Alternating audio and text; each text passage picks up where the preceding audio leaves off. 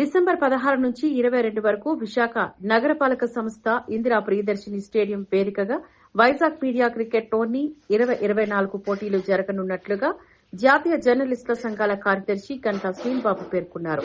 ఈ సందర్భంగా విశాఖలో బీజేఎఫ్ ప్రెస్ క్లబ్ లో టోర్నీ పోస్టర్ను ఆవిష్కరించారు. అనంతరం శ్రీనిబాబు మాట్లాడుతూ జర్నలిస్టులు నిరంతరం వార్తల సేకరణలో మునిగి ఉన్న జర్నలిస్టులకు ఆటవిడుపు కోసం ఈ క్రీడలను ప్రతి సంవత్సరం నిర్వహించడం జరుగుతోందని, జర్నలిస్టుల కొరకు జరిగే ఈ క్రికెట్ టోర్నీలో క్రీడా స్ఫూర్తి, అనుభవం ఉన్న క్రీడాకారులు అందరూ పాల్గొని వైజాగ్ మీడియా క్రికెట్ టోర్నీ 2024 విజయవంతం చేయాలని కోరారు.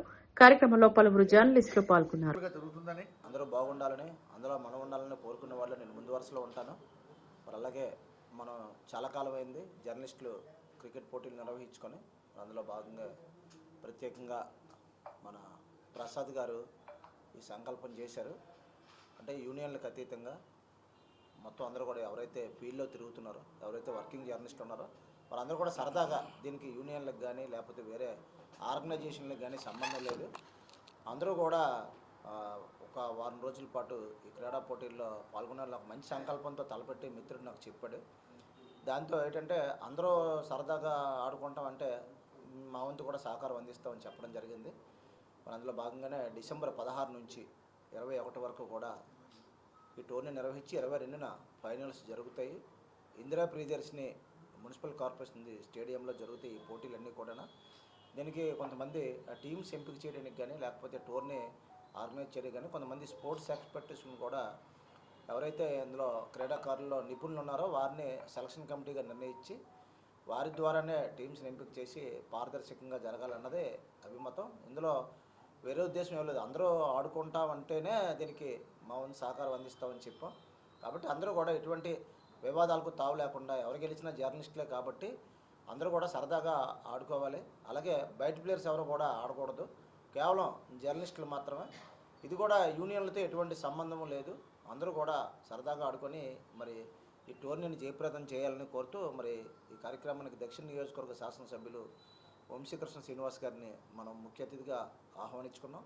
అలాగే మరి ఈరోజు మన సీనియర్ జర్నలిస్టు నారాయణ గారు, అదేవిధంగా ప్రసాద్ గారు, మరి అమిత్ గారు, మరి మల్లదేవ త్రినాథ్ గారు, అలాగే చాలామంది కింద ఉన్నారు, మన వెబ్ జర్నలిస్టులు ఉన్నారు. అందరూ కూడా ఈ క్రీడల్లో పాల్గొనండి. చిన్న దానికి అనవసరంగా వివాదాలు పెట్టుకోకుండా ఏదో టీంలో ఆడండి. ఏ టీంలో ఆడినా మనోలే కాబట్టి. అయితే క్రీడలు మాత్రం అంతా కూడా మంచి ఆరోగ్యకర వాతావరణంలో జరగాలి. సరదాగా పండగ ముందు, సంక్రాంతి ముందు మనం గతంలో నిర్వహించుకునేవారం. ప్రస్తుతం అవకాశం లేకుండా పోయింది కాబట్టి ఏదో ఇప్పుడు వీళ్ళు సంకల్పించారు కాబట్టి ఏదో ఆ రేంజ్లో కాకపోయినా కనీసం మనందరూ కూడా కొంతమంది కలవడానికి అవకాశం కలుగుతుంది. ఖచ్చితంగా ఈ టోర్నీని జయప్రదం చేయాలని ప్రతి ఒక్కరికి కూడా వీలైనంత వరకు కూడా ఫీల్డ్లో తిరిగిన వాళ్ళకి కానీ లేకపోతే మీడియా ఆర్గనైజేషన్లో పనిచేస్తున్న వాళ్ళకి కానీ కనీసం మనతో రోజు మనం ప్రెస్ మీట్లు అట్లా తెలిసి పలానా వ్యక్తి మనకు తెలిసినట్లయితే మాత్రం అటువంటి వ్యక్తిని ఏదో జట్టులో ఆడించడానికి ప్రయత్నం చేయండి. అలా కాకుండా పూర్తిగా ఫీల్డ్లో తిరగకుండా ఆ ముఖం ఎప్పుడు చూడకుండా అటువంటి వాళ్ళు ఎవరైనా వచ్చి ఆడేస్తే జర్నలిస్టులు ఆడలేరు కాబట్టి అటువంటి వారిని మాత్రం ఆడించకండి. కేవలం మనకి ఎవరైనా సరే కొంతమందికైనా తెలిసిన వాళ్ళు ఉండి పర్వాలేదు ఇతను ఫీల్డ్లో తిరుగుతాడని అనుకున్న వాళ్ళు మాత్రమే ఆడించండి. ఎందుకంటే జర్నలిస్టులు మాత్రమే ఆడండి. బయట వారికి అవకాశం ఇచ్చినట్లయితే వాళ్ళు ఒకళ్ళిద్దరు వచ్చి మ్యాచ్ కొట్టేస్తారు. కాబట్టి దానివల్ల మిగతా వాళ్ళు ఇబ్బంది పడే అవకాశం ఉంది. కాబట్టి ఈ టోర్నీకి అంత సంకల్పం వాళ్ళదే, నా సహకారం మాత్రమే ఉంటుంది. నేను అలాగని వాళ్ళ మీద భారం పెట్టకుండా అన్నీ కూడా జాగ్రత్తగా అందరూ ఆడాలనేది నా సంకల్పం. కాబట్టి అందరూ ఆడుకోండి సరదాగా అనేది నా సంకల్పం. కాబట్టి ప్రతి ఒక్కరికి కూడా అవకాశం ఇవ్వండి.